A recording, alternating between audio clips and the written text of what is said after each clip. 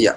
So now we know that okay, we have to do automation. We have to uh, do automation testing script everything. So what framework do we have for mobile testing?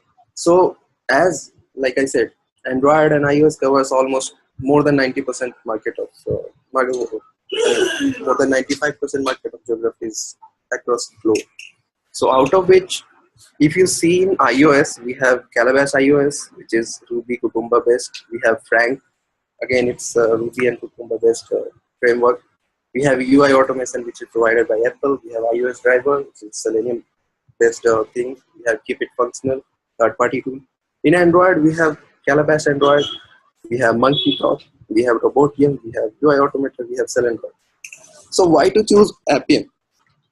I have worked with Robotium and Frank, so I can tell you the difference.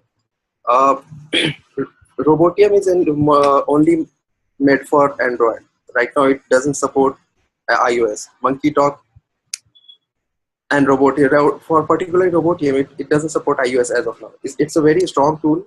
If your company is using only Android application, it's very strong tool. You can use it. But if your company is making different tools across different platforms, Robotium is not the answer.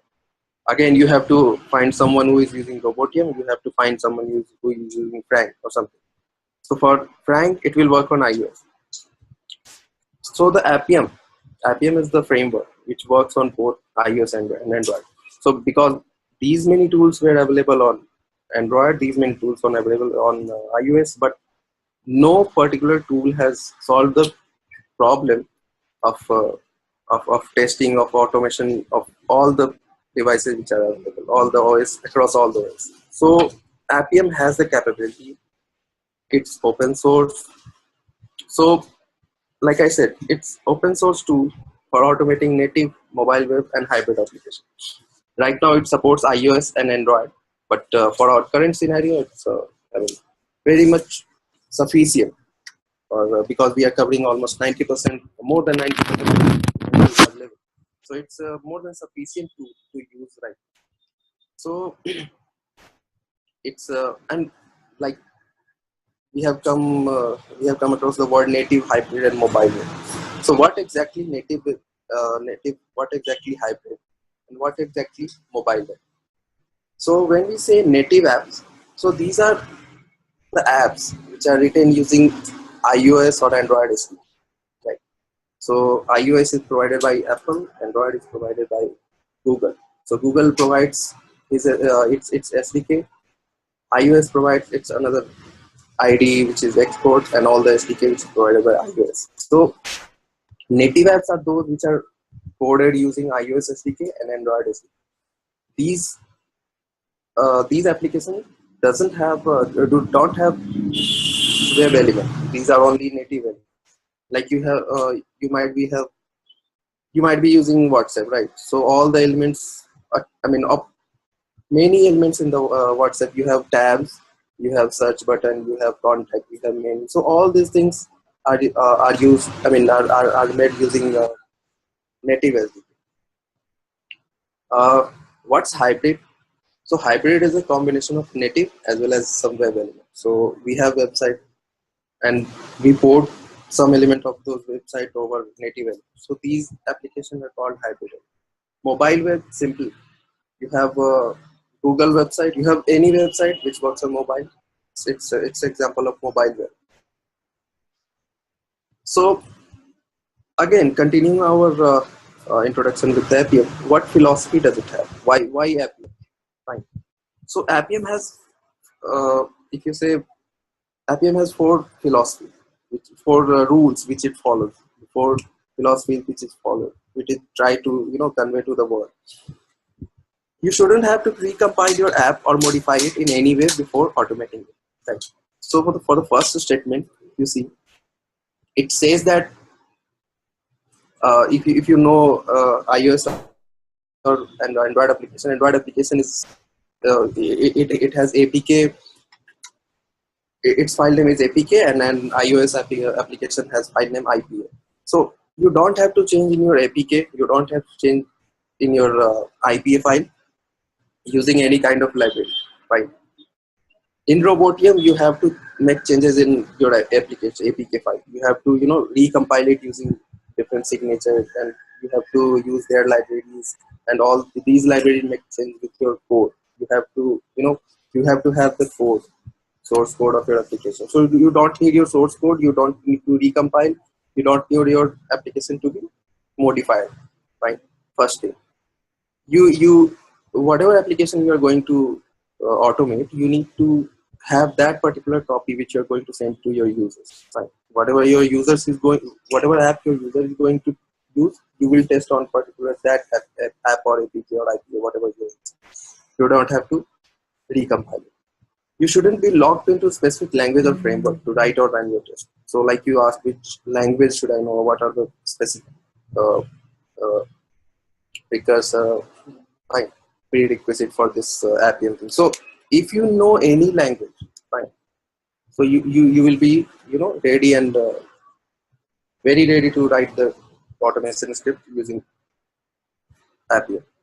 You might be knowing C++, you might be knowing Java, you might be knowing Ruby, Perl, Python, whatever language do you want. You just, if you know that, you know some OOPS concept, you are ready to go. Now, a mobile automation framework shouldn't reinvent the wheel when it comes to automation API. It means it doesn't have to create a new framework, a new something. We have Selenium, and it inherits uh, all the elements from Selenium. It inherits all the things from Selenium. So it doesn't really reinvent something. It uses all the things which are already available. Hello, Rishabh. Yeah, yeah. Rishabh, but actually, I don't have any specific programming language right now. Okay. So So, what I suggest, you can have the basic Java. If you learn the basic Java, right? Only okay, basic Java. So it will be more than enough for using Appium, right? Because you need to know the OOPS concept. Basic, if you are using basic Java, it's a very popular language. It covers all the things.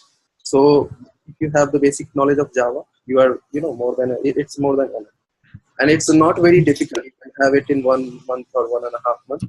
Basic knowledge, because okay. Will right you because cover that Java language in this course? for this mobile app I mean, what's my scope is Java. I'm not going to cover, but you can have talk with Sivangi, so she will tell you more about that. Okay, okay, fine.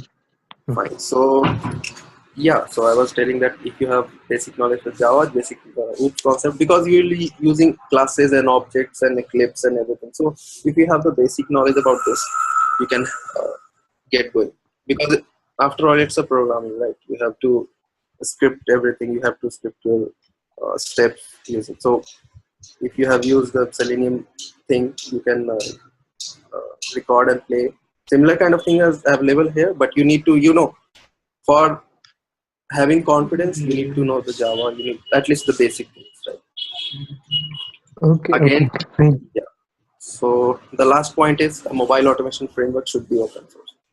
So I'm not saying that Appium is best, but I'm saying what their philosophy says, right? So these four things they want to convey to world, and they have come up with these points, and they are following this, and it's proving to be very great tool, because the adoption of Appium is very high, and if you might be having the requirement or the job offer or whatever you are going to search in market, you can see that the requirements say that okay, knowledge of Appium is very necessary, or knowledge of Appium is bonus. So if you are having this, it's very good. uh, Now Appium is using iOS and Android, so it, like it said, it doesn't reinvents the wheel. It doesn't come up with something new. It uses Appium UI automation, right? If you have